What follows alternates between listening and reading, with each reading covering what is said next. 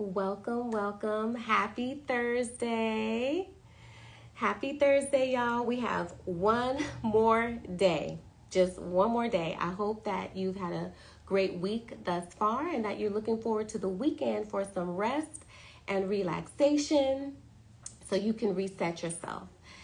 So I'm going to go ahead and get started because I want to talk to you about something that affects millions of women, especially melanin dominant women, and most don't even know the connection.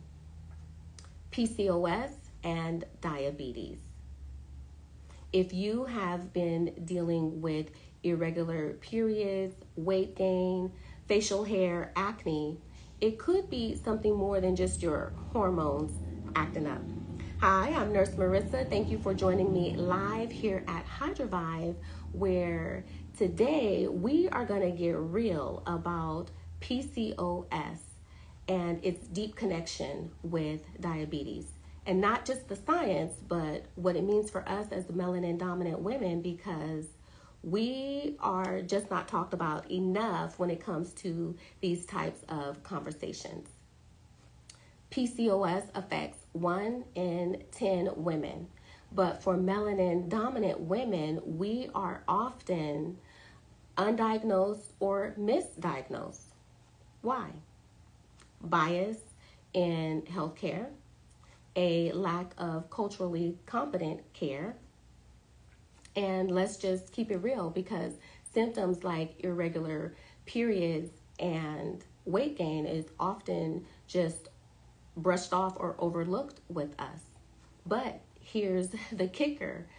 More than 50% of women with PCOS will be diagnosed or develop type 2 diabetes or pre-diabetes before they even reach the age of 40. And that's not a small number, because melanin dominant women already face nearly double the risk of developing type 2 diabetes than compared to white women. Let me just check my notes, make sure I'm staying on track. So PCOS is not just about fertility, right? PCOS is about insulin resistance, inflammation, and long-term health risks. So if you have PCOS and no one has mentioned about your blood sugar levels, like, that's a red flag, especially for us as melanin dominant women, right? Because we often are undiagnosed. And even for myself, my doctor never connected my hormones with blood sugar levels, because 70 to 80% of women with PCOS have some form of insulin resistance, even if you're not overweight. And that's a misconception that also leads to us being undiagnosed, because you don't have to be overweight or actively have cysts to have PCOS. So let's talk about PCOS and insulin resistance. With PCOS and diabetes, you have insulin resistance. So you have elevated blood sugar levels, and your pancreas will then produce insulin, right? Because insulin is a hormone that's needed for glucose to be driven into your cells to use as energy. When you have elevated blood sugar levels, your pancreas is triggering to produce insulin, and the insulin is what triggers your ovaries to produce testosterone. That is where you get the acne, facial hair, infertility, irregular periods, and weight gain. With type 2 diabetes and insulin resistance, your cells are like not communicating, not paying attention to the insulin. It's ignoring, it's giving it the hand, like, I don't see you, I'm ignoring you. So your pancreas is working overtime, and eventually it burns out. It's producing all of this insulin. And so that's where you get the fatigue, the brain fog, weight gain, the inability to heal. And so, yes, PCOS is a hormonal imbalance, but also a metabolic disorder. So, what is the commonality with diabetes and PCOS? We just said it. It is the inability to metabolize sugar. That process is broken. However, the good news is that both PCOS and diabetes respond really, really well to blood sugar regulation, mitochondrial support, anti-inflammatory nutrients and supplements, and peptides such as GLP-1s to support metabolic reset. So let's just recap briefly about some of the facts that I've already mentioned.